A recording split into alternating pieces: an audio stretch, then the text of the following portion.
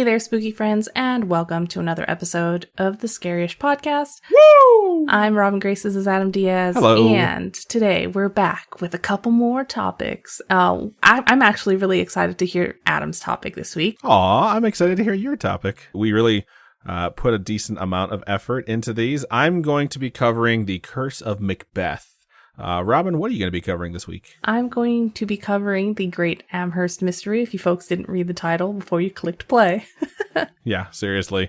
I'm super excited because I'm not exactly sure. I know you told me prior to the show what like the topic's background is, just a tiny bit, but I have no idea outside of that what we're going to be going into. So without diving too much into the episode, how have you been, Robin? This past week, we're in separate places, so it's been pretty difficult.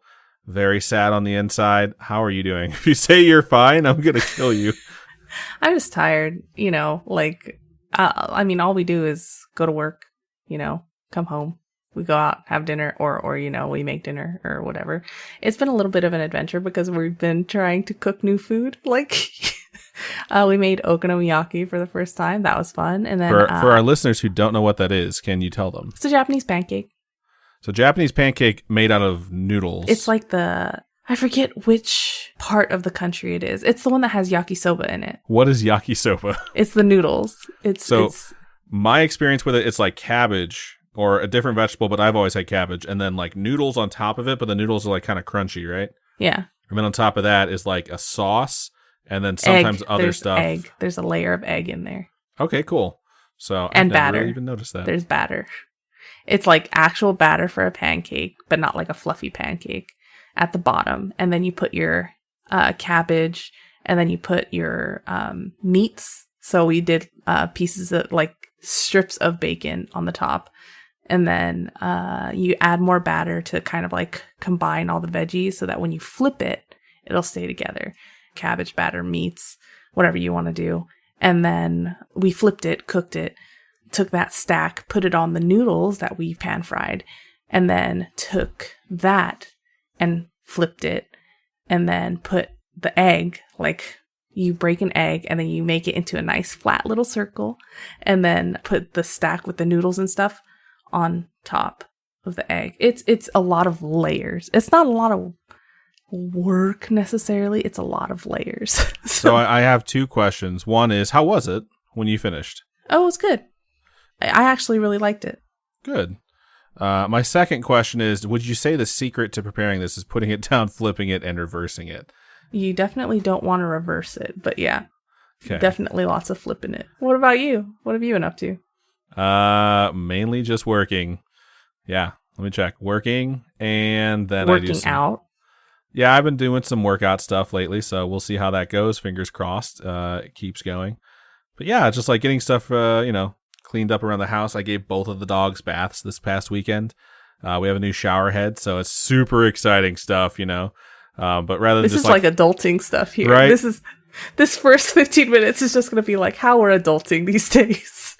Rather than having them sit in a bathtub that's like kind of half full and then like dumping water on top of them with like a bucket or whatever, or like a big cup or a Tupperware, we have a shower head that like can reach down to them now, and I think it chills them out a whole lot more. So. That's good. But yeah, aside from that, I had a 3-day weekend and I just tried to work on some stuff. And then it's just been pretty boring, pretty lonely, not gonna lie. So either way, happy to see your face. So let's go ahead and jump in, and I insist that you lead. So ladies first, go ahead and take things over. I can't wait to hear your topic. All right. So one of Adam's favorite things to cover on this podcast, if you've been around for a while, is poltergeist activity. I feel like you've done all the poltergeist episodes so far. Including the episode about the movie Poltergeist. Yeah. True story. Isn't the Poltergeist based on a true story? I think I can't remember, to be honest with you, so I'm not going to try. Wait, did you do the Poltergeist? Or did I do the Poltergeist? No, I did the true story behind the making of the movie Poltergeist and the curse of the Poltergeist movie. Okay. Well, I'm going to take a page out of your book and cover a case of poltergeist activity. And this one's a little bit closer to home. And when I say closer to home, I mean in North America. We're not going to go, across the ocean to Europe or whatnot. Because I know you've covered like the Enfield poltergeist, things like that. But this one's here in North America. We're going to go to Canada. And that being said, we're going to go a little bit further back in time. We're going to go to like late 1800s. It's going to be in Amherst, Nova Scotia in Canada. Never been. And the occurrence, like the things that happen, the phenomena occur between 1878 and 1879. So pretty narrow time frame. Yeah, this case surrounds a woman named Esther Cox, who took up residence there in Nova Scotia, in Amherst.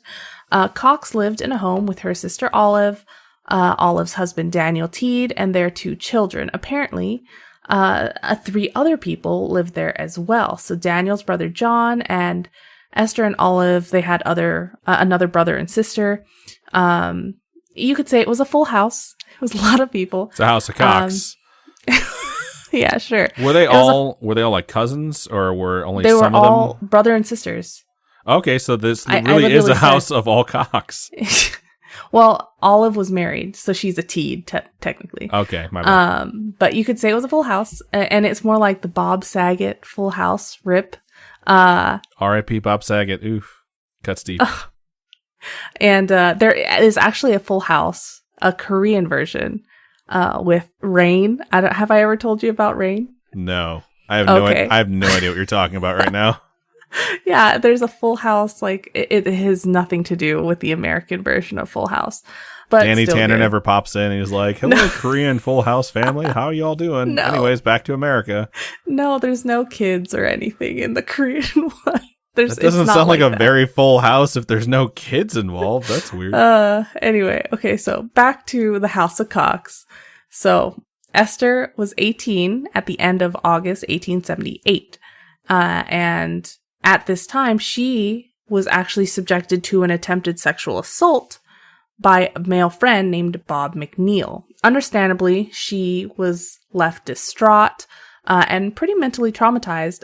One of the sites that I actually read a bunch of stuff on said that she actually liked that person, and she didn't expect that to happen, and so she was really heartbroken over it. That sucks. Yeah. I feel like there's, it's definitely something you hear often, but so many of these different crimes, especially violent crimes, are committed so frequently, like by people you know. Right. According to Walter Hubble, an actor at the time who took an interest in this, psychic or paranormal phenomena, actually kept a diary of the events at the house. And according to him, it was after this traumatizing event that the physical paranormal phenomena actually began. So around the home, you would hear ghostly knocks, banging, and the sound of rustling at night. Jane, Esther's sister, shared a room with her, and they both heard strange noises coming from under the bed. And at first, it seemed like it could have been a mouse because it was so quiet, but each night it would grow in intensity. Esther also experienced her own nightmarish symptoms, so she would have seizures, her body would swell up. Oh my God. One of the sites that I read, she would be in so much pain from her body swelling. She would tell people, like, you need to help me because it feels like I'm going to explode, type of thing.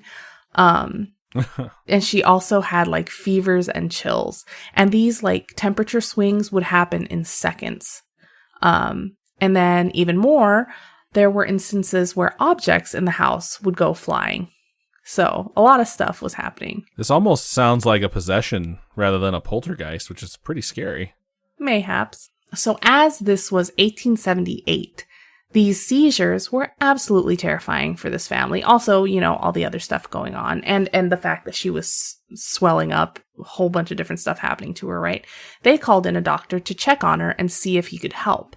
So during his visit, he witnessed the scratching noises that were occurring, and he saw the appearance of a phrase, "Esther Cox, you are mine to kill," and it appeared on the wall at the head of Esther's bed.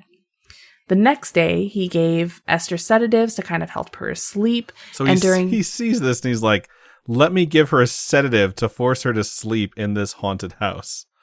He doesn't know if it's haunted. He's a doctor. He's very logical, right? During this visit, objects threw themselves around the house, and even more noises could be heard. The people there even tried to communicate with the spirits through the tapping responses, like the knocking responses, to their questions. So like how you would ask a question and then the ghost would knock for yes or no or whatever.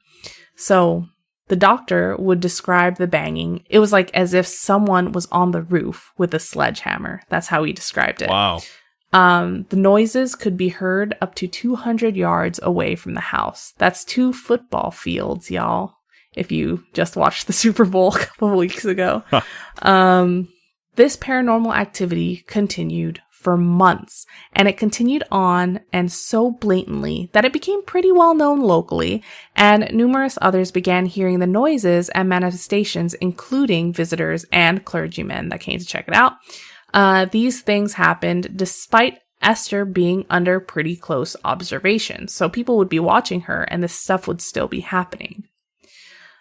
December of that year, so December 1878, Esther develops diphtheria, which is an infection that can actually cause death in a percentage of people. I don't know back then if people died more often than they do now. I think now it's like 10% of people die. I mean, probably considering the amount of medical advancement that has happened very rapidly in like recent history. So I would just assume, yeah. I mean, what time frame is this? 1878 to 1879, you said? Yeah. Yeah, this is back in the day when it was like toe foot turning into knee leg type of stuff. So, I was actually watching that movie today, and it has like a 3 out of 10 or something. It's not that bad. A Million Ways to Die in the West. I'm not saying it's good. I'm not saying it's going to change your life, but I think it's funny. It's a good, bad movie. Yes, I agree. She spent 2 weeks in bed after she got sick. She spent time afterwards recuperating with one of her sisters in Sackville, New Brunswick. And during this stint away, the actual activity in Amherst stopped. So while she was away, there was nothing going on in the house.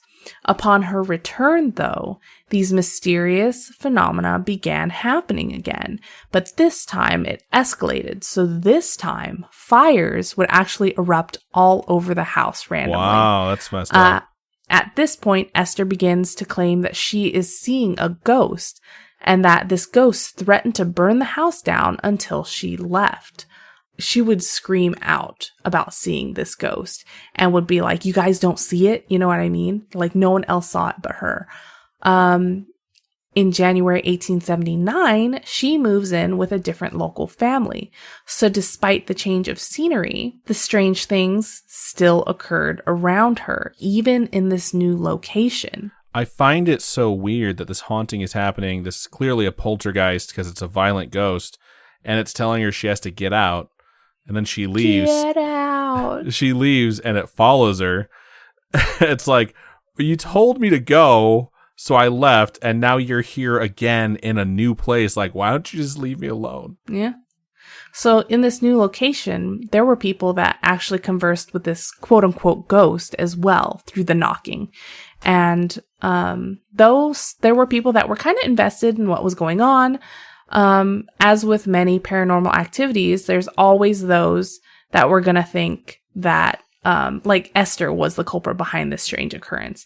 And I know that's like bad grammar or something, because you're going to be like, well, Esther's the one behind all these other paranormal activities. You know what I mean? It's like every haunting or ghost story or whatever has people that say you're doing it on purpose. Right. This people is a magic trick or whatever. The person who's the victim is actually a perpetrator of a hoax. Right. So every time. At this point, it was believed that there were a number of spirits, quote unquote spirits, within Esther or around her or attached to her. Bob Nickel was the first. He was the OG, the original ghost. Get That's it? funny. OG. Ha-ha. Instead of original gangster, original ghost. Yeah. Yeah, I got you. This spirit claimed to have been a shoemaker in his life. There was Maggie Fisher, and there was also Peter Cox, which was a relative of Esther's. Things then escalated further. So Esther would be slapped, pricked, and scratched by ghosts. There was even an instance of her being stabbed in the back by a clasp knife, which, if you didn't know, is a knife that folds into the handle, like a Swiss Army knife or something like that. Okay, cool. I've watched so many seasons of Forged in Fire. You figure I would have known that by now? I had no clue when you said that word. Yeah, so she probably didn't actually get stabbed with a literal Swiss Army knife, though, because those weren't invented until 1890. And I say 1890 because some sources say 1884, some say 1891. Either way, it's after everything that happened with Esther. But not that it matters, or does it? Good trivia information, though. Either way, this knife flew through the air to stab her. So it was flying through the air, stabbed her in the back. Supposedly, when someone pulled this knife out of her, it flew back and landed in the same wound. So, wow. Yeah. Very unlikely. Yes, very, very unlikely. Very unlikely unless supernatural, well, I should say. People have gotten struck by lightning twice in the same spot. Yeah, I mean, I'm pretty sure that scientifically proves that God hates those people. Oh my God, shut up. You're so stupid. I'm just saying, if I told you, if you're like, hey, the beginning of Scaryish, we're talking about our days, you're like, what happened today? And I'm like, I got struck by lightning twice. The first thing out of your mouth would be like, I'm pretty sure God hates you. I would be like, how are you still alive? That too. We would have to be doing the show via Ouija board at that point. Yeah. So the situation just kept getting bigger and bigger until she was sent to spend some time in St. John, New Brunswick, where she was actually investigated by some local gentleman interested in the science behind it all. So after her stint there, she goes on to move in with the Van Ambergs, who were a family that had a farm near Amherst. And then in the summer of 1879, so kind of like the year after things started popping off, she returns to the original cottage where it all began, where her whole family lives. Upon returning to this cottage, it all starts up again. And it was at this return that Walter Hubble, a guy who kept that I talked about earlier, who kept the diary of all the events that happened, he, at this point, becomes a lodger at the cottage. So this is where he starts writing down everything that happens. So Hubble spends 6 weeks there with a sole goal in mind. He wants to record every personally witnessed phenomena that happens to Esther and her family. According to this diary of his, he personally witnessed moving objects, inexplicable fires that happen, and items appearing as if from thin air. Apparently, when these things happen, Esther was in full view. So it was like, there's no way she's connected to these things happening because she's sitting there, right? No matter what you think of what's going on and the bizarreness of the activity, he's at least confirming for himself, and we have to trust his word, that she's not the perpetrator of the hoax. And if she is, she has some sort of an accomplice that's somehow making all this crazy magical stuff happen while she's in plain view, not doing anything. They're not making money off of it yet. So why would she keep doing it? Unless it was like an attention thing and she wanted attention. But I hate saying that people do it for attention. You know, Right. Because what if it's true? What if it actually is happening and people are just like, oh, they're just doing it for attention? I hate that so much. Because maybe she is actually experiencing all these attacks, you know? The physical attacks on Esther were also witnessed by him, supposedly. He himself communicated with the quote-unquote spirits via the knocking and even listed a number of other spirits. So there was a Mary Fisher and a Jane Nichol, probably related to Bob Nichol, and Eliza McNeil, who I don't know if they were related to Bob McNeil or not, the one who attacked her, right? They all participated in each, like, different parts of each of these events, supposedly. Hubble took Esther on a speaking tour, so kind of paraded her in front of paying audiences who wanted to hear her tell her story. Interesting. Which, of course, led to drama, as there were those that don't believe, right? There's a whole bunch of people that didn't believe what was going on, and that led to heckling and hostility. And so the tour inevitably did not work. They just went back home. So she goes back to Amherst and works for a man named Arthur Davison. And Arthur Davison's barn burns down. So his barn burns down. Guess who he blames for his barn burning down? Her. So he blames Esther. So she was somehow, I don't know how, convicted of arson and sentenced to 4 months in prison for this barn burning down. I have lots of questions now. So, like, they must have had some sort of evidence. I guess, no, I shouldn't say must have, because it's like the 1880s now where, I mean, the evidence is like, she's female and I said she did this, therefore throw her in jail. And the other thing is 4 months It's for because arson? there's evidence of all this crazy stuff happening at her house and the fires getting set everywhere. But, like, that's, I mean, if you're taking someone to court for a specific incident, like, you have to have something to go on. At least you do nowadays. I mean, like I said, it could just be the fact that it's a different day and age and they just threw her in jail because it, like, seems suspicious or whatever. Pretty but much. It's very weird. Yeah, so she's released after only 1 month in jail, which is good. After she gets out of jail, there is no other report of any phenomena happening after that. It's kind of like jail scared the demons out of her. And if you're a skeptic, you'll say, like, maybe she was doing this stuff all the entire time and having a consequence of going to jail made her think twice about it. Yeah. But it, you know, you don't really know. That's the thing about it. So after this haunting stint in her life, Esther would eventually marry twice. So she marries one guy, has a son with them, marries a second guy, has a son with them. Not at the same time, obviously. She was divorced in between. But she meets this new guy, marries them, has another son. She moves with him to Brockton, Massachusetts, with their, She moves with him to Brockton, Massachusetts, and passes away November 8th, 1912, at the age of 52. Walter Hubble would go on to write a book about the happenings to Esther Cox and those around her, and publishes that in 1879. And this book kind of went as viral as a book could go in 1879. He sells 55,000 copies, which is no small feat, considering, like, if I could sell 55,000 copies really. now, I'd shit bricks. But in 1879, he sold 55,000 copies. That's nuts. The attention brought to the Great Amherst mystery led to other in-depth investigations. So Hereward Carrington, a British paranormal researcher, because that is the most British name ever, interviewed surviving witnesses in 1907 and compiled them and publishes them. In 1913, he publishes a detailed account of the case. Dr. Walter F. Prince wasn't very nice about the whole thing. In the Proceedings of the American Society for Psychical Research, he makes a detailed case on how it would have been possible for all of it to just be tricks done by Esther, while she's in a dissociative state. Prince also notes how the activity only began after her attack.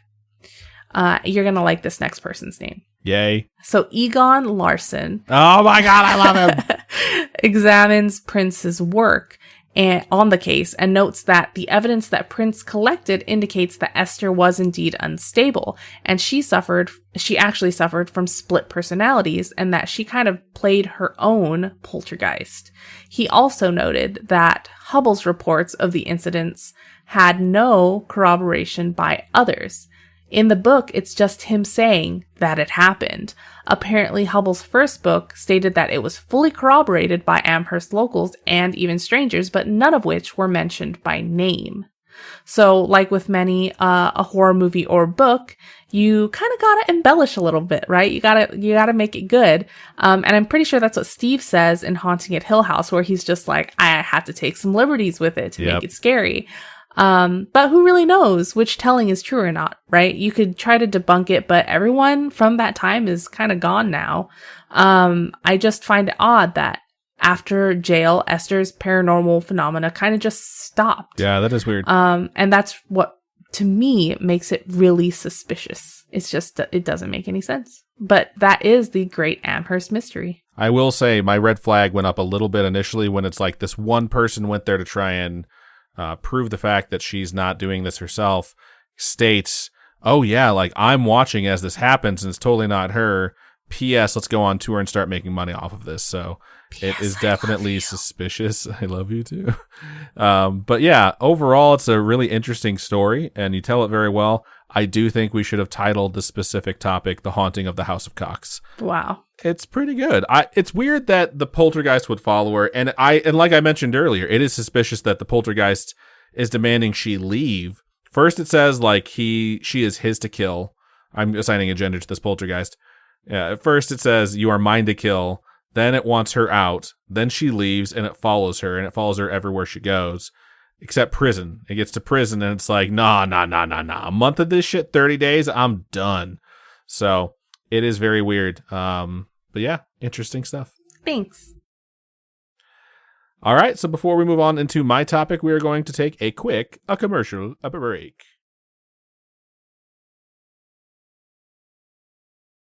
And we are back. So this week, I really wanted to cover a curse. I know that's kind of a weird thing to say, but it's totally true. I really like diving into curses, cursed objects. I like learning about the history behind some of them, and then learning about like the impact of them. Something like the Chicago Cubs curse, which was episode 75, I'm very familiar with because I'd heard about it a whole bunch. Others like Tecumseh's curse, which was episode 73. I was less familiar with, but learned more as I researched it. This one is different. Although I'd heard of it, I didn't realize how notorious or deep-rooted it was until tonight when I did my research. So, without further ado, I present to you the Curse of Macbeth. I don't know why, I just want to watch Aladdin, so that popped into my head. I was going to say, what sound is that? That's Abu saying his name. Haven't you ever watched Aladdin? Okay, all right, so I've heard of this, but ever so slightly. So I have an aunt or an aunt, depending on how you want to say that. You can say it like a normal person or like an asshole, whatever. But I have an aunt who... Why is aunt an asshole? It's just funny. I have an aunt who has been... See, it just sounds so pretentious, right?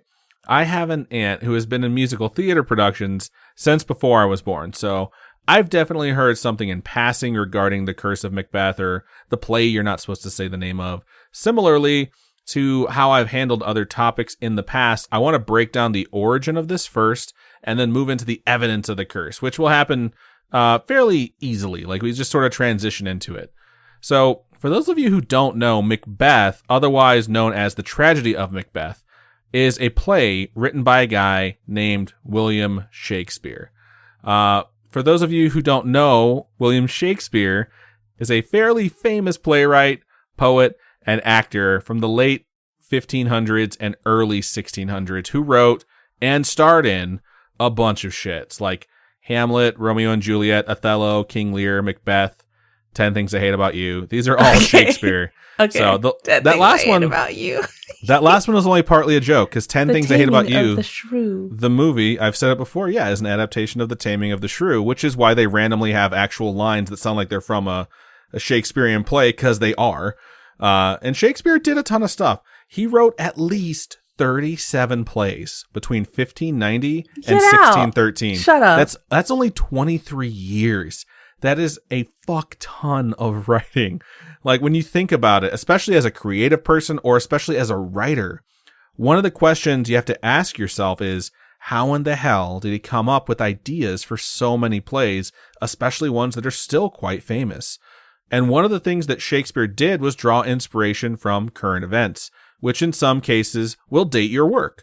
But if you really strip down an issue to its core, not like the window dressing it masquerades as in a specific time period, but what the issue really is, your story will stand the test of time. And I think his stories sort of show that. Like Romeo and Juliet isn't about these two specific houses or the way houses dueled and had rivalries.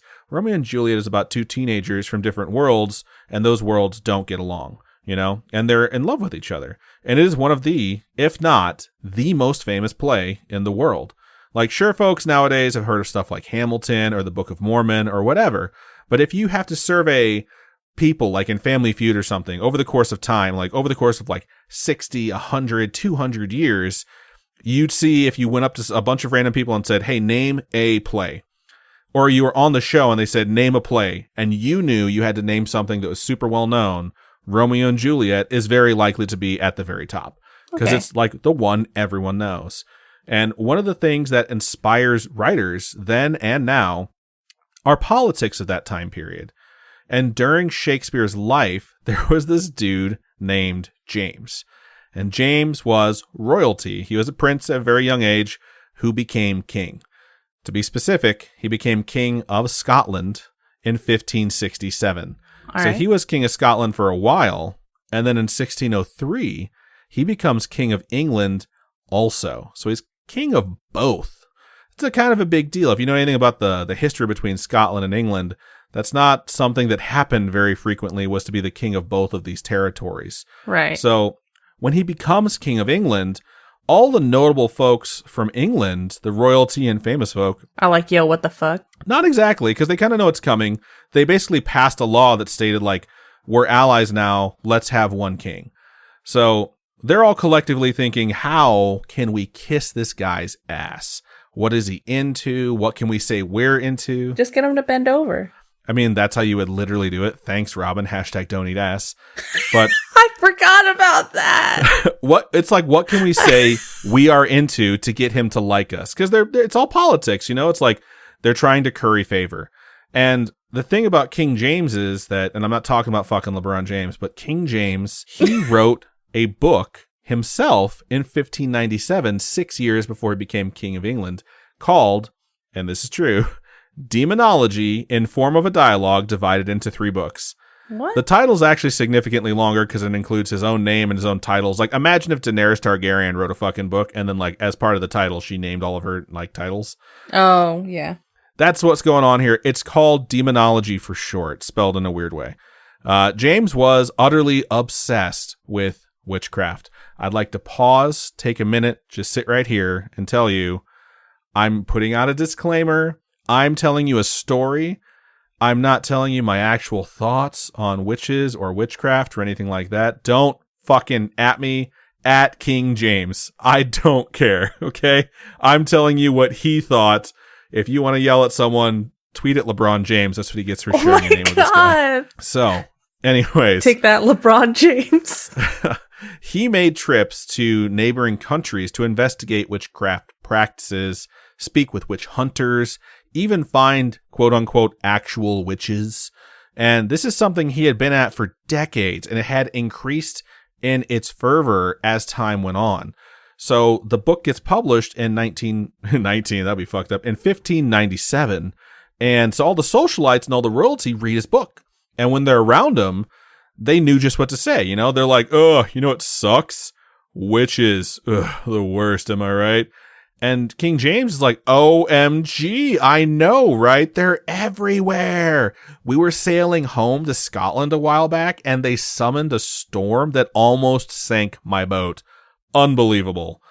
And the ass kissers were like, what? That's crazy. I believe that. How'd you know it was witches who summoned the storm and not just like, you know, a normal storm? And James looks at them and he's like, guards, have them killed.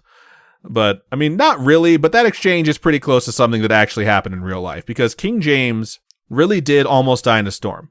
A storm showed up while he was sailing home, the boat flooded, it almost sank, and he really did blame it on witches, because he had been, I think, in Denmark at the time, investigating witches, because Denmark has its own history with hunting witches, and on his way back, this storm beset his boat, and he just decided it had to be witches that summoned the storm. And folks knew about this. It was something that was fairly well known at the time. Like, a king almost dies at sea, people are going to hear about it, and he made sure he put it in his book, I'm sure. So, our playwright guy, Willie Shakes, is what I'm going to call him now, decides to write... Shakes. Yeah. He decides to write a play, and he's going to make it really appeal to King James. So, he writes a play about royalty and kings, and the main titular character is going to become king during it. But there are also 3 witches in it. I think he calls them the Weird Sisters or something odd like that, but he does state that they're witches. And he's a good writer, so he does his research. He even includes some reference to King James being tossed around by the storm in the play. He talks about Macbeth as essentially being tossed around by a tempest to really get King James's attention, that this is sort of a story that parallels, I shouldn't say parallels, but it's basically being made custom for him, you know? Yeah. I mean, he's a special little boy. He's got to have his own play. I hate you so much. It's just kind of a smart idea on his part, if he's trying to get attention, to include, this special little boy's life experience, even though at this point he's like 50-something. But if you don't know the play Macbeth, I'm going to give you a super fast fucking breakdown of the play. I'm going to try and combine like 5 acts into 4 sentences or something. Thank you, because I know nothing. Side note, I'm really tempted to just record the whole fucking play and edit it in right here, where I'm like, I'm going to do this really quick, and then the episode's like 3.5 hours long, and you're like, oh, okay, I get the joke. I wish this would end. I'm not going to do that to you, but I thought about it just for a second.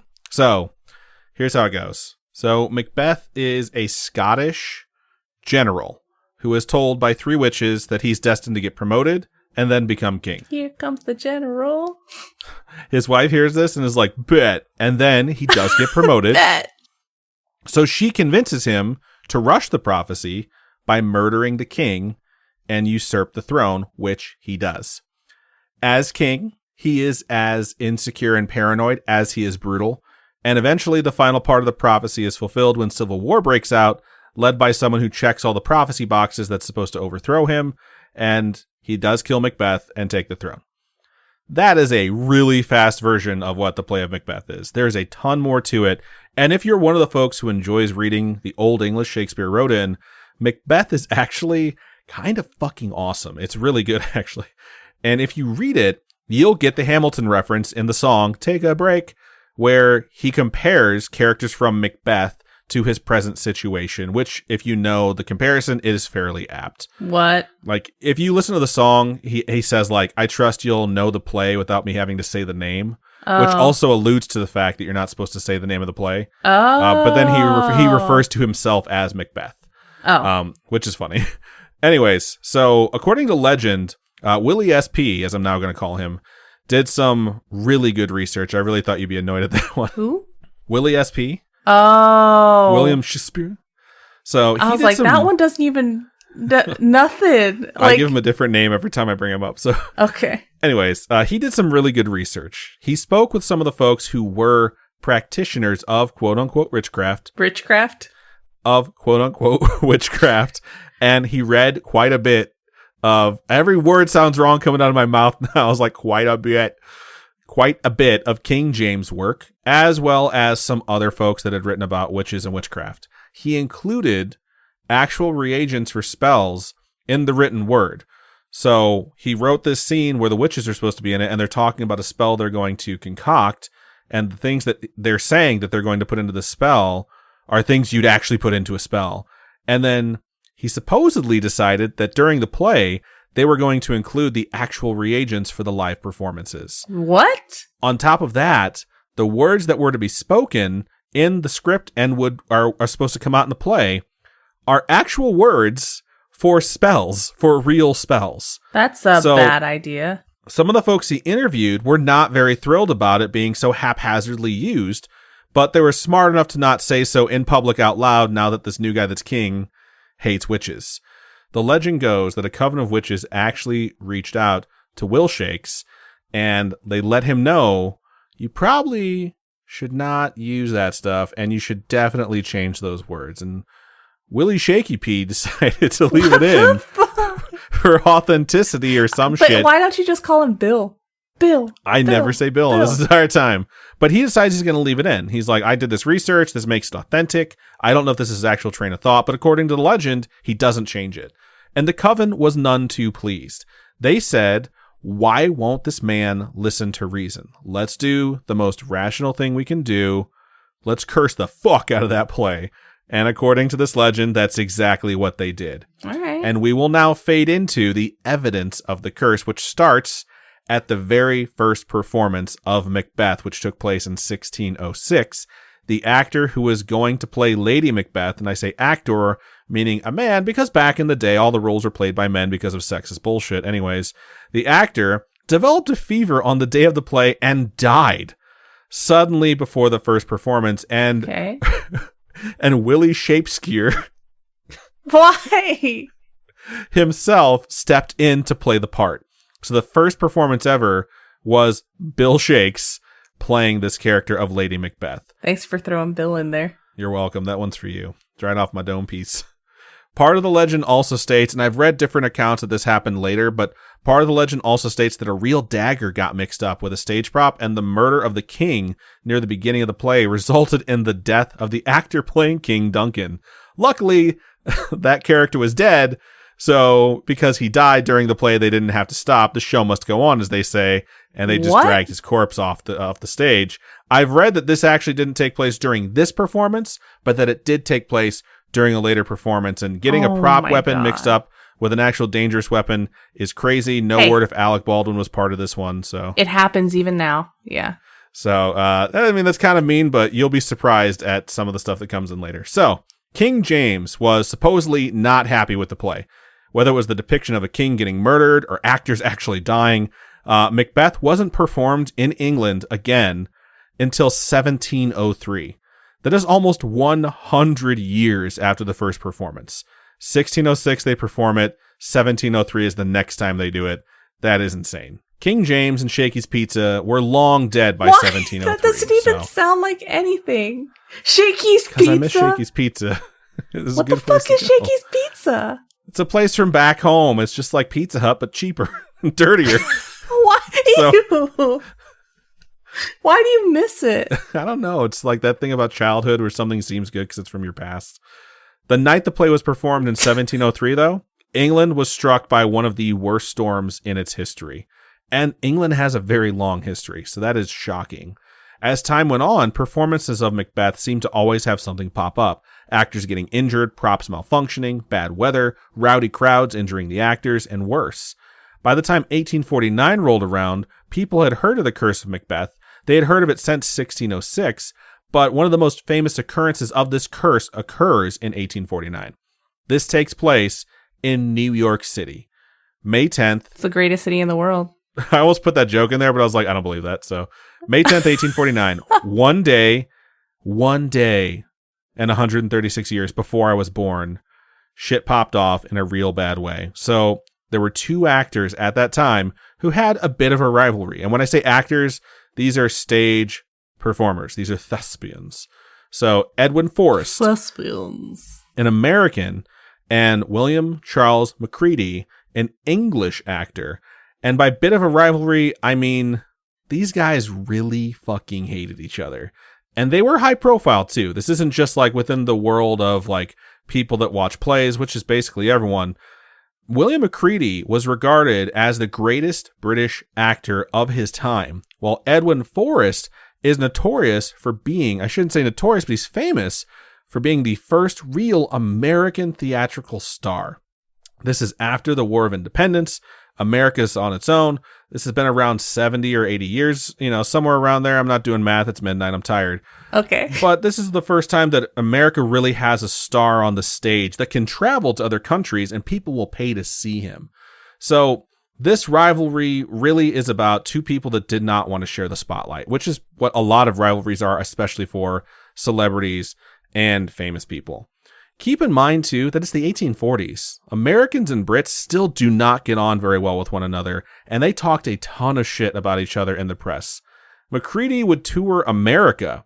The Brit would tour America, doing plays, just killing it, and would act as if he were giving America a treat by letting them see what a true professional at the craft could do. What a twat. He's doing these plays knowing damn well Forrest, the American, was doing the same plays in other cities.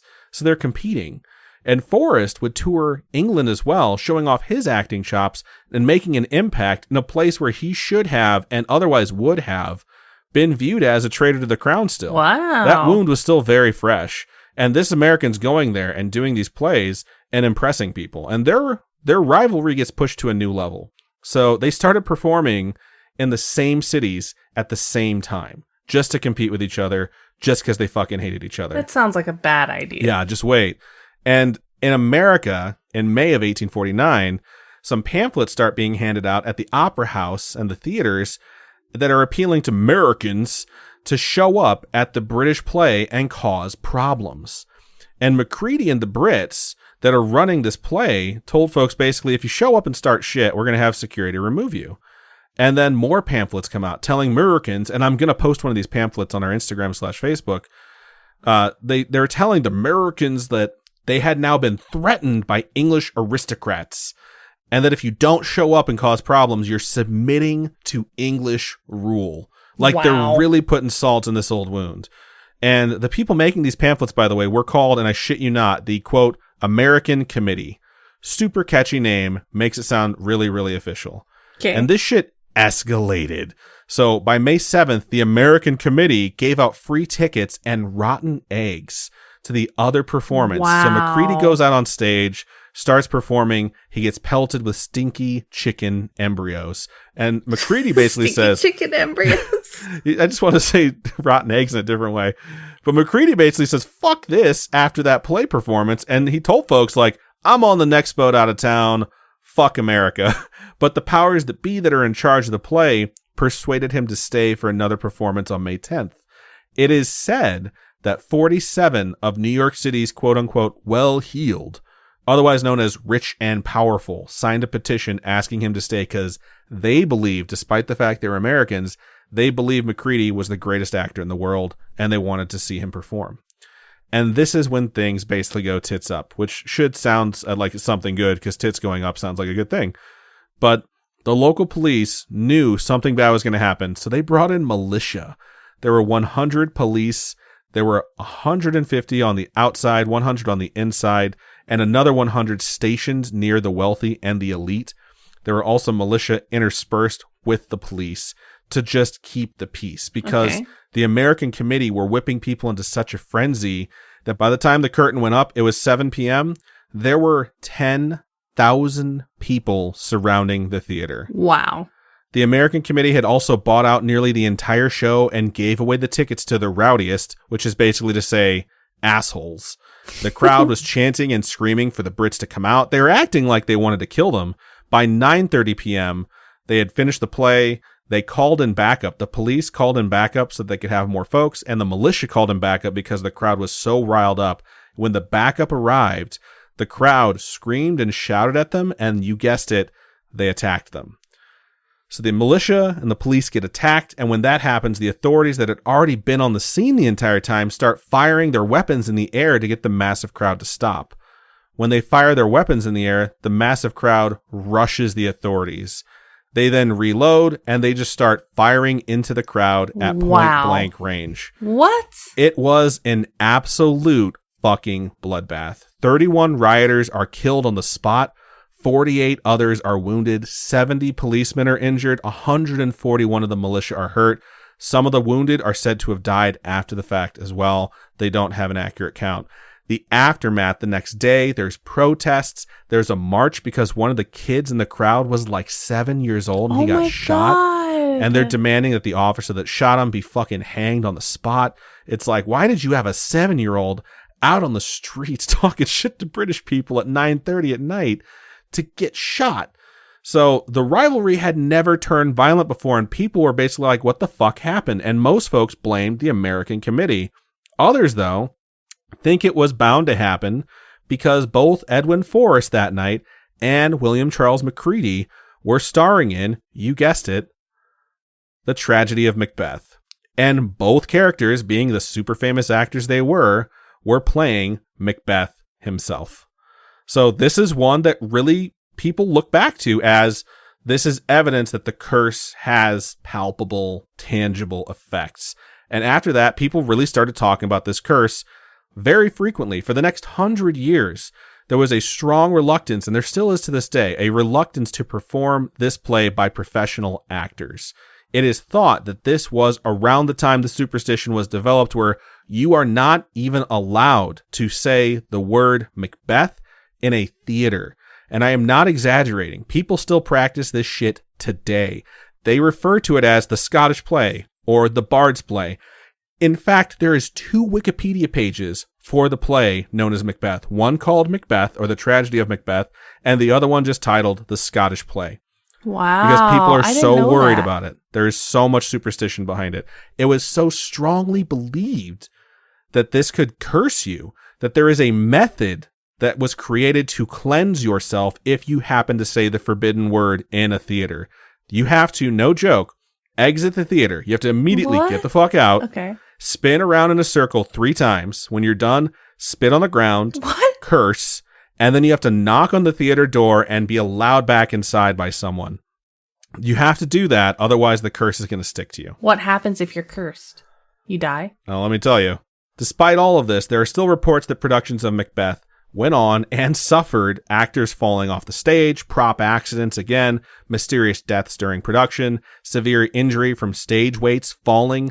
This one is very frequent apparently during this Macbeth curse, is that the stage weights that help you move props and stuff like that, they're all tied up with ropes, and that ropes would break. A production was put on in England at the Old Vic, which is a super famous venue, in 1937. A stage weight rope suddenly snapped, and the play's Macbeth character just barely managed to avoid being crushed. That was a man known as Sir Lawrence Olivier, one of the most famous actors of the 20th century. Wow. He was fucking knighted, for God's sake. What? A famous English theater actor / director decided he was going to direct a Macbeth play in 1942. Okay. And 3 actors died during his run, and one of the set designers killed themselves. What? 11 years later, in 1953, a production happened in the U.S. that went all out, trying to portray the war scenes in a visceral way with explosions, which is essentially props stuffed into cannons that are just going to shoot air and shoot stuff in the air. But they wanted to have real fire. The opening night, Charlton Heston, who was playing Macbeth, one of the most famous American actors ever, his legs were set on fire when the fire effect went off and a wind, quote unquote, suddenly blew into the theater and spread the fire around the stage and out towards the crowd. Oh my God. And yes, wouldn't you know it, in 1998, which is in my lifetime, an off-Broadway show of Macbeth saw the titular character, known as Macbeth, accidentally slice open the hand of the actor playing Macduff during their battle. Who played the titular character Macbeth? Alec fucking Baldwin. No joke. No way. Yeah, it's totally true.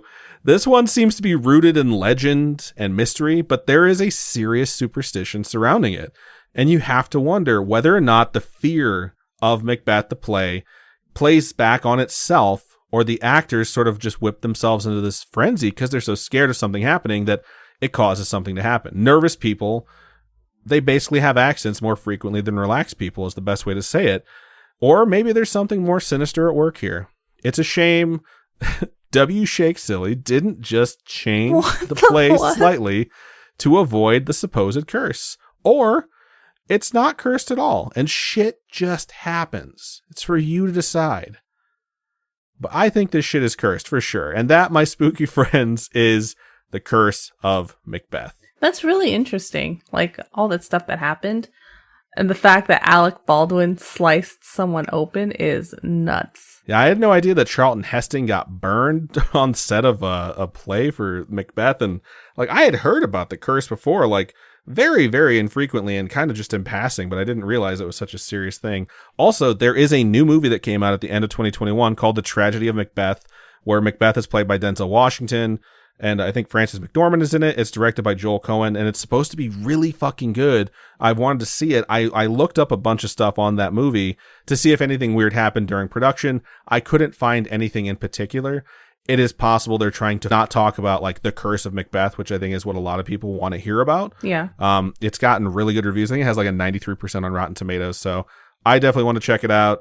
But yeah, it sort of sparked my interest. I think it sort of planted a seed in my brain that made me think like, curses, because I've seen so many commercials for it. But yeah, I hope you all enjoyed that topic. I did. Thank you. That was really interesting.